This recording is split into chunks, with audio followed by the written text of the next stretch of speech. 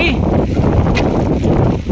Makikita po talaga natin na napakaitim po ng ating kaulapan. Nakikita din natin yung isang waterfalls dito. Dito natatambakan to dati ng buhangin, pero bakit nakaangat na siya, oh. Sabi, nakakatakot yung maganyan. Kailangan talaga nilang dagdagan pa siguro yung pampatibay ito, gaya ni boss, oh.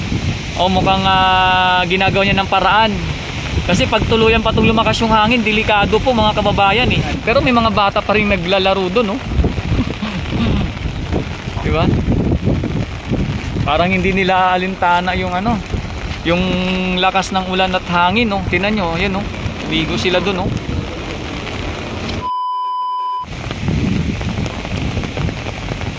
Isang maulan na panahon mga kababayan ko, at welcome ulit sa aking channel. Ako nga pala si Daddy D.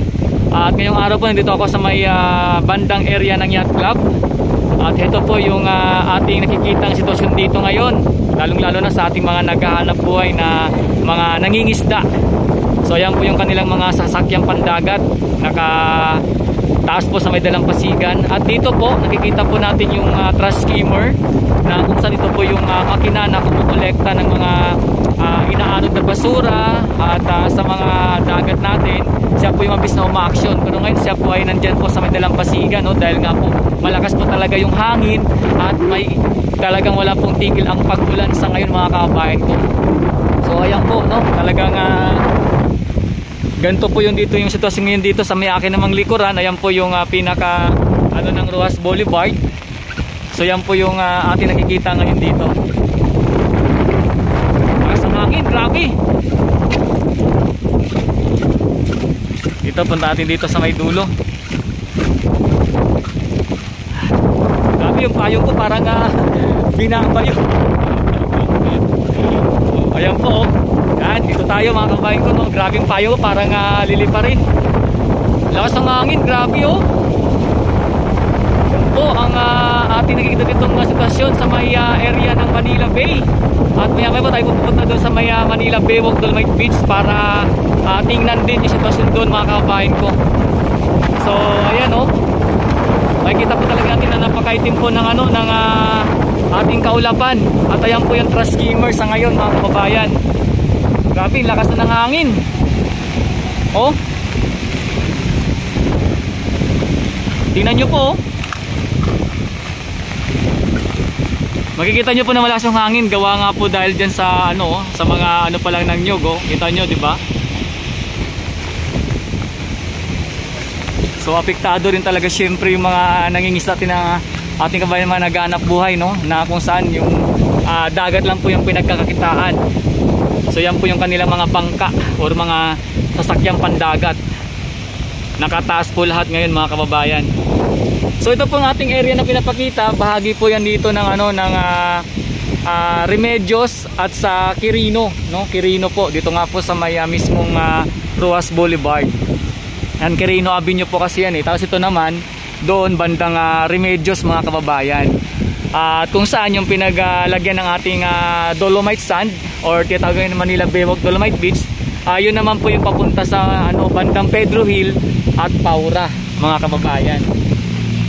So yan po yung ating nakikita ngayon. At heto, nakikita din natin yung isang waterfalls dito.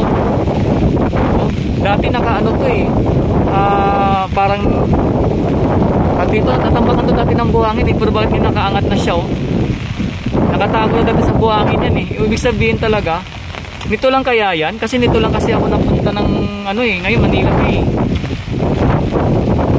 O dati natambakan na yan dati ng ng buhangin mismo. Pero ngayon lumitaw siya, oh. Grabe lakas. Lakas.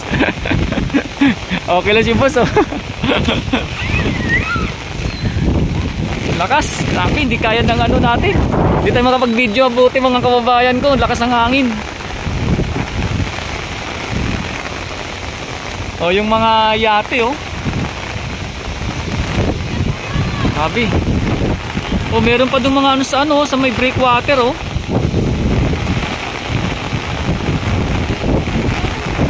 Mukhang may mga naghanap buhay pa rin sa kanilang pangingisda. O di kaya inaano nila yung yung sinisecure nila yung kanilang mga sasakyang pandagat, mga bangka.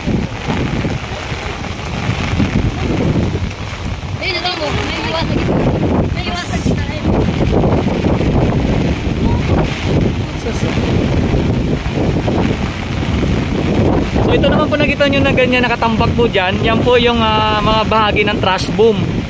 Dati na po yan mga kabayan ko, no, kasagsagan din po yan ng mga bagyo na dumaan. Kung saan yung mga trash boom na yan na humaharang ng mga basura na papasok sa may dito mismo sa ating pinakikita na sitwasyon ngayon or area, pati doon sa Dolomite Beach. Yan po yung tagaharang ng mga basura noon. Kaso lang po dahil sa kasagsagan din ng bagyo, malakas na ulan, hangin, so pati po yan ay inaanod po yan dito mga kabayan ko sa may dalampasigan. Sabi nakakatakot yung ganyan. Siguro bali lang yon, yung nakita natin na may dala-dala siyang parang gamit sa kanyang bangka. Baka siguro yun, kasama yun sa kanyang pagpapatibay, no? Dahil yung mga bangka nila ngayon nga, dahil nakaangat na sa may mismong dalampasigan, kailangan talaga nilang dagdagan pa siguro yung pampatibay. Ito gaya ni boss, mukhang ginagawa niya ng paraan. Kasi pag tuluyan patong lumakas yung hangin, delikado po mga kababayan eh. Pati yung yung ulan, kaya yan po yung ating nakikita ngayon dito. Grabe. Sana humupa na po yung na ito mga kababayan ko, no? Yung ating ngayon, ating nararanasan na walang humpay na pag-ulan. Sana humupa na kasi marami na rin pong apektado mga kababayan ko. Marami ng mga lugar na binabaha at marami na nating mga kababayan na tipong talagang nakakaawa po, no? Ang tingnan ng mga sitwasyon nila mga kababayan ko. Siyempre, kahit sabihin mo nakalipat ka na sa evacuation center, siyempre yung tahanan mo na iniwan mo na binaha, pagdating mo uli, pagbalik mo uli, problema pa rin yun mga kababayan ko. Kaya pero mas maigi na rin na makaalis kayo agad. Ang importante kasi buhay ka, no? At siyempre mga bagay-bagay na ay pwede mo pa rin maipundar mga kababayan ko. So yan na po ngayon yung ating dito, papapakitang ganap na sitwasyon sa may area malapit po sa may yacht club. Dito nga po sa may Quirino Avenue, sa may bandang Remedios, no? Dito sa may Manila Bay. At kung saan talagang ramdam po natin yung malakas na hangin at pag-ulan. Pero may mga bata pa rin naglalaro doon, no? Diba? Parang hindi nila alintana yung yung lakas ng ulan at hangin, no? Tingnan nyo, yun, no? Ligo sila doon, no? Ako. Shout out! Yan po. Mga binatilyo na to mga kababayan ko. Siguro nagpaalam sila sa mga kanilang mga magulang, mukhang marami naman sila. Pero delikado pa rin kasi siyempre mahangin at maulan. Ayan. So yan po. Bali mga kababayan ko, bali ito po yung ating update sa aking YouTube channel, kung saan yun nga po yung nakikita nating ganap dito, na kung saan yung mga naghahanap buhay ay patuloy lang po nilang pinagtitiba yung kanilang mga dito, mga bangka na naka-akit sa dalampasigan para hindi siguro tangayin ng malakas na hangin o malakas na alon mga kababayan ko. So salamat po ng marami sa inyong suporta, sa lagi niyong panonood ng aking update sa aking channel. Thank you so much po mga kababayan ko. Salamat po ng marami sa inyong palaging pagtutok kay Daddy D Channel. So salamat po sa aking mga subscribers, sa mga members po ng aking channel, at sa aking mga solid viewers na palagi pong nag-aantabay ng aking mga updates sa Manila Bay. Salamat po ng marami sa inyo mga kababayan ko. Ingat po tayong lahat mga kababayan.